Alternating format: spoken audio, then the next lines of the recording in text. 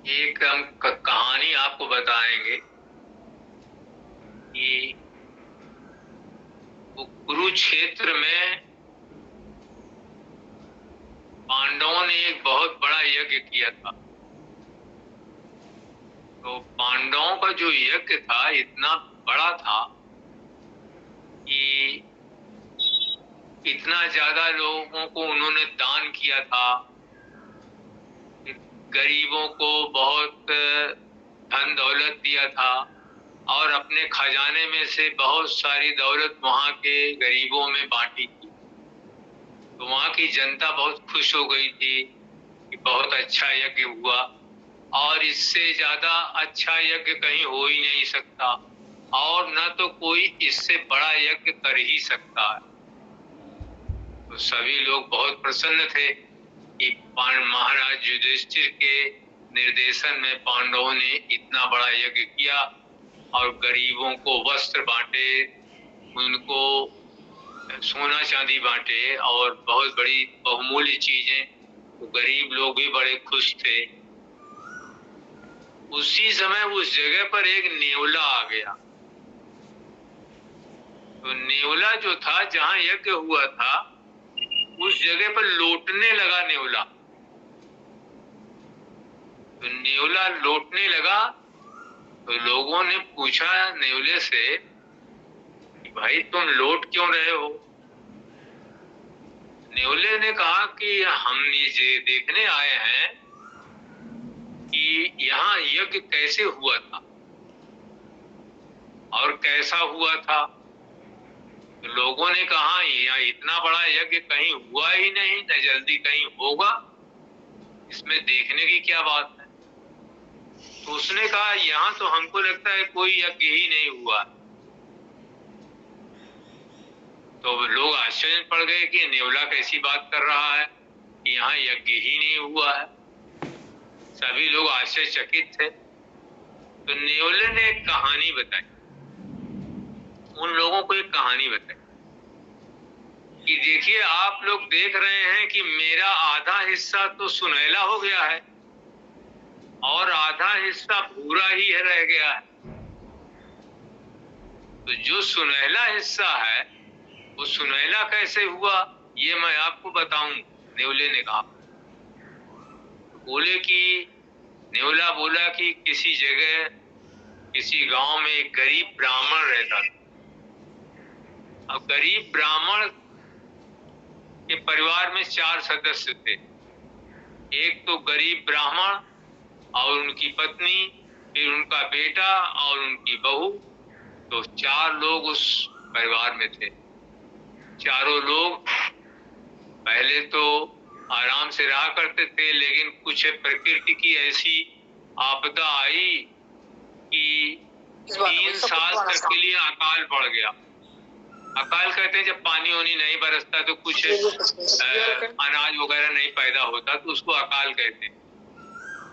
तो अकाल पड़ गया। तो वो बता रहा था नेवला कि जब अकाल पड़ गया तो उनके यहाँ खाने पीने की चीजों की दिक्कत थी, गरीब थे ही, तो कहीं से मांग के लाते थे ब्राह्मण देवता, तो भोजन होता था।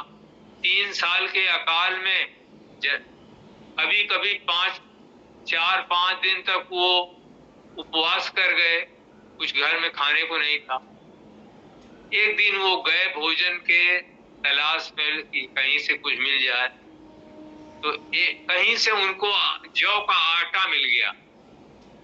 जौ के आटे को लेकर आए तो उन्होंने उसके 4 भाग कर दिए, क्योंकि 2 भाग तो माता पिता थे और 2 बहू और उसका पति पुत्र। तो हुआ ये कि 4 भाग लग गए आटे में और उसकी रोटियां बनने लगी। उसी समय दरवाजे पर एक ब्राह्मण ने दस्तक दे दी। तो ब्राह्मण ने कहा कि देखते हैं भाई दरवाजे पर कौन है। तो जब उन्होंने दरवाजा खोला तो एक भूखा ब्राह्मण, वो भी भूखा ही था बेचारा, वो भूखा ब्राह्मण अंदर दाखिल हुआ। तो उसको उन्होंने प्रणाम किया। हमारे भारतवर्ष में हमारी एक संस्कृति है कि कोई अपने दरवाजे पर आ जाता है तो वो देवतुल्य होता है, अतिथि होता है। कहा गया है अतिथि देवो भव, अतिथि देवता के समान होता है। तो ब्राह्मण ने उनको कहा आइए महाराज जी अंदर पधारिए, आइए आपका स्वागत। वो अंदर पधार गए। वो बेचारे 10 दिन से भूखे थे, जो पधारे वो 10 दिन से भूखे थे। तो उनको भी क्षुधा, भूख बहुत तेज लगी थी। तो अंदर पधारे, बैठे, तो ब्राह्मण ने अपने हिस्से की जो रोटी थी वो उनको अर्पित की कि आप बता रहे हैं कि हम 10 दिन से भूखे हैं, तो आप हमारे हिस्से की रोटी आप जो है लीजिए और भोजन करिए। तो वो बेचारे उस रोटी थी कितनी, थोड़ी थोड़ी छोटी छोटी रोटी थी, तो उन्होंने रोटी खाई। तो उन्होंने कहा इसको खाने के बाद हमारे पेट में और भी तेज जैसे आग लग गई है, अभी जरा भी भूख शांत नहीं। तो उनकी पत्नी ने कहा कि हमारे भी हिस्से की रोटी इसको दे दीजिए। तो ब्राह्मण ने कहा नहीं नहीं, ऐसा नहीं हो सकता, तुम्हारे हिस्से की रोटी मैं क्यों दूंगा, तुम अपने हिस्से की रोटी खुद खाओ। तो उसने कहा नहीं नहीं, आप हमारे पति हैं और पति का धर्म हम देख रहे हैं, उन्होंने अपने हिस्से की रोटी दे दी तो मैं भी अपने हिस्से की रोटी इन ब्राह्मण को देती हूँ। तो आखिर में वो जिद पर अड़ गई। तो उनकी भी रोटियां जो अतिथि थे उनको दे दी गई, उन्होंने खा लिया। और खाने के बाद फिर कहा कि अभी हमारी भूख बिल्कुल शांत नहीं हुई। तब पुत्र बोला, ब्राह्मण का पुत्र बोला कि हमारे हिस्से की रोटियां भी आप ले लीजिए, क्योंकि पुत्र का काम है पिता के धार्मिक कार्य में सहयोग करना। मेरे पिता ने जब अपने हिस्से की रोटी दे दी तो मैं भी अपनी रोटी अतिथि को देना चाहता हूँ। तो उसने भी अपनी रोटी अतिथि को दे दी। जब उसने दे दी तब भी अतिथि ने कहा कि अभी भी हमारी क्षुधा शांत नहीं हुई। तो जो बहू थी, बहू भी बेचारी अपनी पति के कार्य में सहयोग करने लगी, उसने भी अपनी रोटियां अतिथि को दे दी। अतिथि ने उन रोटियों को खा लिया। अतिथि ने कहा कि हमारा पेट अब कुछ भर गया है और हम आपको प्रणाम करते हैं और अब हम चलते हैं। तो ब्राह्मण ने उनको प्रणाम किया, सभी उनके परिवार के सदस्यों ने प्रणाम किया कि महाराज जी हम आपको बहुत अच्छा नहीं खिला पाए, लेकिन अगर आपका पेट भूख शांत हो गई है तो हम आपको भी प्रणाम करते हैं। अब वो ब्राह्मण उनको आशीर्वाद दे के चले गए। उसी रात को ये जिन लोगों ने अपनी रोटियां अतिथि को खिलाई थी, भूख से इतने संतप्त हो गए कि वो चारों की मृत्यु हो गई। चारों की मृत्यु। जब चारों की मृत्यु हो गई तो नेवला कहने लगा कि जहां उनकी मृत्यु हुई थी, मैं उस जगह गया तो वहां जौ के आटे के कुछ कण वहां बिखरे हुए थे। तो उस जौ के आटे के कण जहां बिखरे हुए थे, मैं वहां लौटने लगा तो मेरे शरीर का आधा भाग सुनहरा हो गया। उसके पश्चात मैं जहां भी सुनता हूं कि कहीं यज्ञ हुआ है तो मैं वहां जाया करता हूं और वहां लौटता हूं, लेकिन जो हमारे शरीर का आधा भाग भूरा है वो भूरा का भूरा ही रहता है और वो सुनहरा नहीं होता। इसलिए कुरुक्षेत्र में जो महाराज युधिष्ठिर के निर्देशन में यज्ञ हुआ है, ये कोई यज्ञ नहीं। तो लोगों ने कहा कि भाई ये यज्ञ तो बहुत विशाल हुआ था, ऐसा यज्ञ कहीं हुआ ही नहीं और हम लोग समझते हैं कहीं हुआ नहीं। नेवले ने कहा ये कोई यज्ञ नहीं। तब उसके पश्चात नेवला जो था वहां से चल पड़ा। अब कहीं और जाने की उसमें था कि कहीं और यज्ञ हुआ हो तो वहां चल के भी हम थोड़ा लौट के देख लें। तो इस कथा का सारांश ये है कि भारतवर्ष की संस्कृति रही है कि अपने यहाँ आए हुए मेहमान का, अतिथि का लोग अधिकतम अच्छा से अच्छा स्वागत करते हैं। जितना उनके पास हो पाता है उतना अच्छा स्वागत करते हैं, क्योंकि यहाँ पर हमारे भारतवर्ष में अतिथि का स्तर देवता के समान है। कहा ना, अतिथि देवो भव। पश्चिमी देशों में क्या होता है? पश्चिमी देशों में ये होता है कि परिवार का जितने सदस्य हैं सब अपने लिए कमाते हैं, अब बड़े आराम से खाते हैं। बाप बेटे को नहीं देता, बाप माँ को नहीं देता, और परिवार का हर सदस्य अपने लिए काम करता है, अपने लिए भोजन इकट्ठा करता है, अपने लिए सारी सुविधाएं इकट्ठा करता है। लेकिन भारतवर्ष में स्थिति ऐसी नहीं। लेकिन ऐसे महानुभावों की कमी अब जरूर हो गई है जो इस तरह से अपने जान पर खेल करके दूसरे की सहायता करें, क्योंकि लोगों में अब त्याग की भावना नहीं। अब तो लोग विवाह करने भी जाते हैं तो सोचते हैं कि अपनी लड़की की शादी ऐसे घर में करेंगे जहां परिवार में बहुत कम लोग होंगे। ज्यादा अच्छा तो हो कि एक ही लड़का हो और कमाने वाला हो, तो हमारी लड़की लड़के के साथ चली जाएगी, जहां वो कमाएगा वहीं रहेगी, तो उसको काम नहीं करना पड़ेगा और बड़े आराम से सुख सुविधा से रहेगी। ये भी भावना घर कर गई है आज। और त्याग की भावना जो परिवार में हुआ करती थी उसका तो बहुत बड़ा अभाव हो गया। ज्यादातर आदमी अपने अपने पेट पूजा के लिए वो लगा रहता है, अपने लिए धन इकट्ठा करता है, अपने लिए सारी चीजें इकट्ठा करता है। लेकिन अगर किसी निर्धन व्यक्ति की सहायता करने की बात आती है तो उधर से मुंह फेर के चला जाता। ये भी एक योग की प्रक्रिया है। जैसे हम आप लोगों से अक्सर कहते हैं कि राजयोग का हम लोग सत्संग का अभ्यास करते हैं, ये कर्म योग है। इस कर्म योग का मतलब होता है कि अगर आप मृत्यु के मुंह में भी रहें और किसी की सहायता की जरूरत है तो उसकी सहायता जरूर कर दें।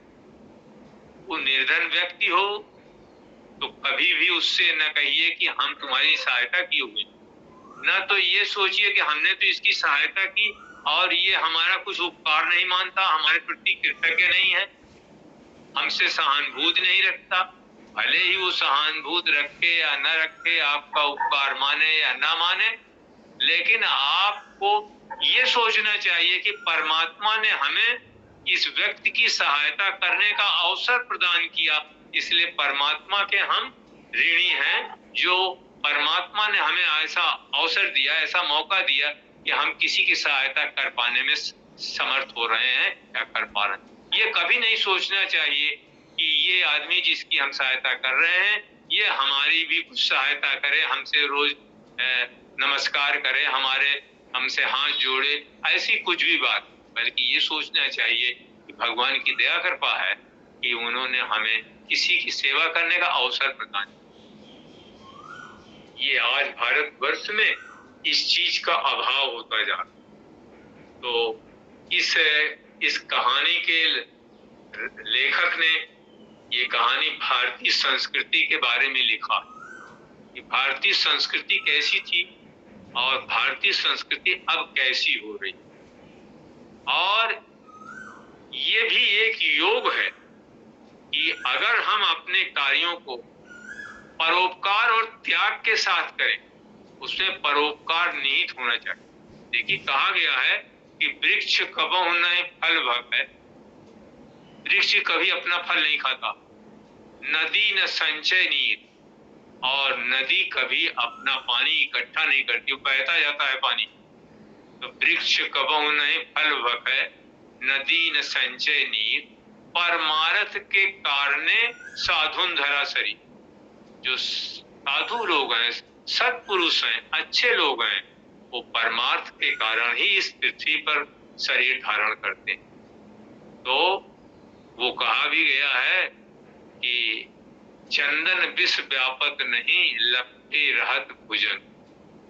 तो मतलब चंदन के वृक्ष में सर्प लपटे रहते हैं, लेकिन उसमें विष नहीं फैलता। तो जो सत्पुरुष हैं, जो ईश्वरी बंदे हैं, वो दूसरों के कल्याण के लिए, दूसरों की भलाई के लिए अपनी धन दौलत, अपना परिश्रम, अपना सब कुछ अर्पित कर देते हैं, भले ही उसका खामियाजा उनको भुगतना पड़ता। मैं ये चीज इसलिए आपको सुना रहा हूं कि हम लोग सत्संग में हैं, और आप लोगों ने शायद जाना होगा कि हमारे लाला जी साहब, हमारे चचा जी साहब की स्थिति तो ये थी कि घर का जितना जेवर था वो सब बिक गया था, और बच्चे भूखे रहते थे, आधे पेट खाते थे, कभी आलू खा लेते थे, कभी दाल थोड़ी बची रहती थी तो उसको उबाल के पी लेते थे, और इतनी मुसीबत में रहते थे। चाची के पैर पर वो मकड़ी चढ़ गई थी तो पैर ही सड़ गया था।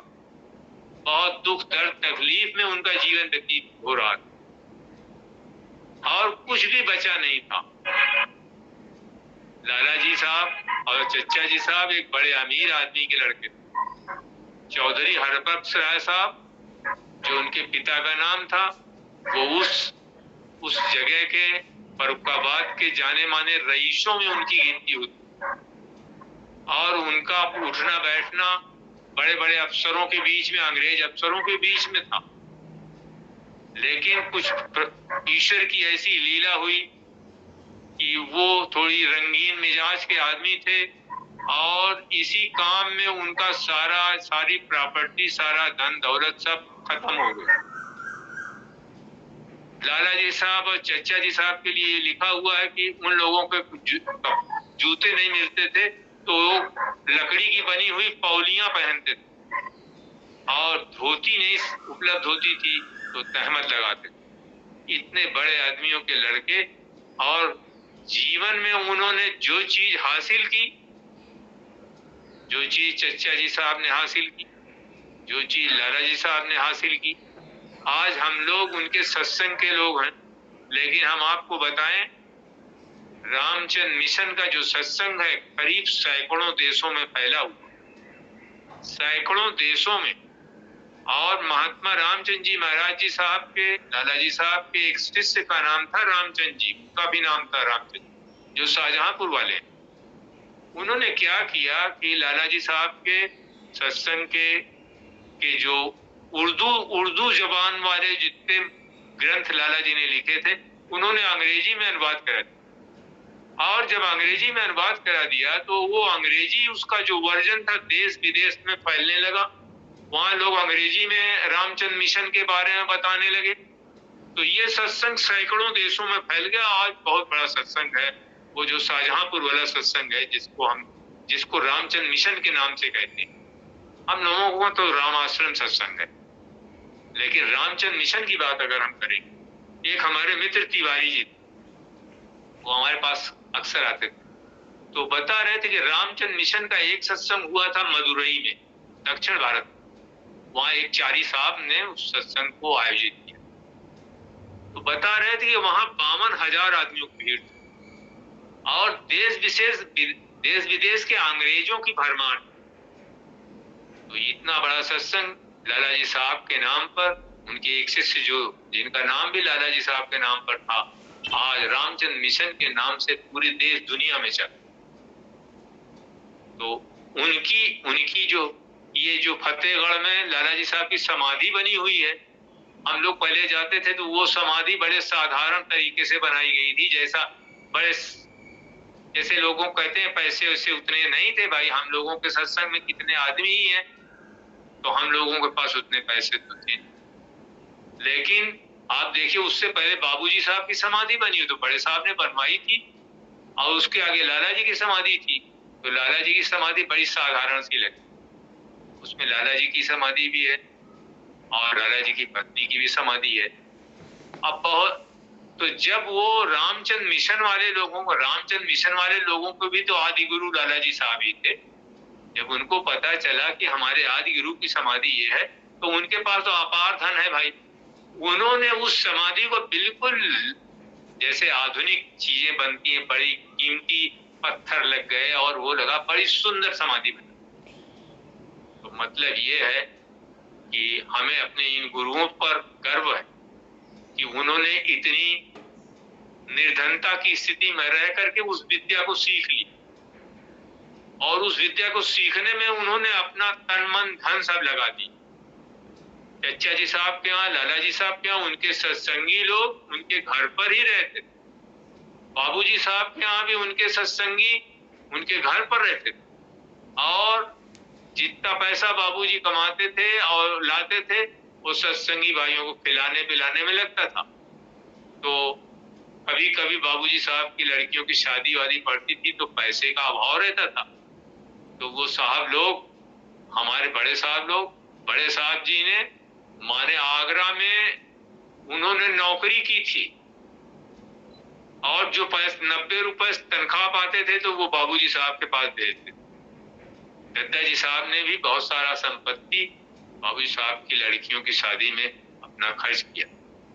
इस तरह से हमारे सद्गुरुओं के प्रति कितना बड़ा सम्मान था, और हम कुछ अपना भी नहीं समझते थे कि हमारा भी कुछ है, जो कुछ है सब उन्हीं का। मैं और मेरा की जगह उन्होंने पूरी तरह से अपने जीवन में तू और तेरा उतार लिया। तो भाई हम लोग तो कहते हैं मैंपन सब तुम में खो जाए, अंतर का मन सब हो जाए, जीवन अमृतमय हो जाए, चेतना तुम्हें मिल रही। तो हमारा जो मैंपन है, जो हम सब कुछ काम अपने लिए ही कर रहे हैं, हमारे पीयूष वाणी में लिखा है कि 6 तरह के लोगों की कभी मुक्ति नहीं होती, 6 तरह के लोगों की बख्शिश नहीं होती, बख्शिश लिखा। तो उसमें एक तो ये है कि जो नशा पीने वाला होता, नशा पीने वाले की बख्शिश, जो ब्याज का पैसा खाता उसकी बख्शिश नहीं, जो किसी के पीठ पीछे उसकी बुराई करता है उसकी भी बख्शिश नहीं, जो किसी के सामने उसी आदमी का ऐप बोलता है, इनके अंदर ये बुराई है, ये बुराई, उसकी भी बख्शिश नहीं। और पर स्त्रीगामी, जो पराई स्त्री से संपर्क बनाती, उसकी भी कभी मुक्ति नहीं। तो इस तरह से के लोगों की, और जो अपने लिए धन इकट्ठा करता, उसमें लिखा है वो काफिर कहलाता, उसकी भी कभी मुक्ति नहीं। तो हम लोगों, ये चचा जी साहब की किताब है जिसका नाम पीयूष वाणी है, उसमें ये बात लिखी। तो हम आप सभी लोगों से निवेदन करते हैं, हमारी जो भी, हम जितना भी हमारे पास कुछ है उसमें से कुछ अंश, लाला जी साहब के जमाने में आदमी अपनी आमदनी का 1/10 भाग, जब भंडारा उंडारा होता था तो उसमें देते थे, उनके जमाने में ऐसा था। हम लोगों को भी, किसी गरीब को, किसी ऐसे व्यक्ति को जिसको खाने पीने की दिक्कत हो, तमाम तरह की हम लोग सहायता कर सकते, अगर हम करने लायक हैं। अगर हमारे पास खुद नहीं है तो हम उसमें कोई अपील नहीं करते, लेकिन अगर हम इस स्थिति में हैं तो जरूर ऐसे लोगों की सहायता करनी चाहिए, चाहे हम खुद ही बहुत गरीबी में हो। लेकिन ये भी एक योग का हिस्सा है, और ये कहलाता है कर्मयोग। हम आप लोगों को इन्हीं बातों के साथ अपनी बात समाप्त करते हैं, और ये अच्छी बातें हैं जिनको हमको अपने जीवन में उतारना चाहिए, क्योंकि जो गरीब लोग हैं वो भी भगवान के ही बंदे होते हैं। गरीब भी भगवान ने बनाया, और अमीर को भी उसी ने बनाया। तो बड़े साहब एक बार कह रहे थे कि the best way to love God is to love his creation. प्रेम करने का सबसे अच्छा तरीका है कि उसकी सृष्टि से प्रेम किया जाए। सृष्टि में भाई अमीर भी है, गरीब भी, उनसे भी उसके जो गरीब बंदे हैं, जो मोहताज हैं, खाने पीने से जिनको दिक्कत है, अगर आप ईश्वर से प्रेम करते हैं तो उसके बंदों से भी प्रेम करिए। ये ईश्वर से प्रेम करने का सबसे अच्छा तरीका है। ये बड़े साहब कहते थे, the best way to love God is to love his creation. तो इन्हीं शब्दों के साथ हम आपसे हाथ जोड़ते हैं, प्रणाम करते हैं, नमस्ते करते हैं और अपने साथी लोगों को साहब जी चाहे इसको स्वीकार करें सभी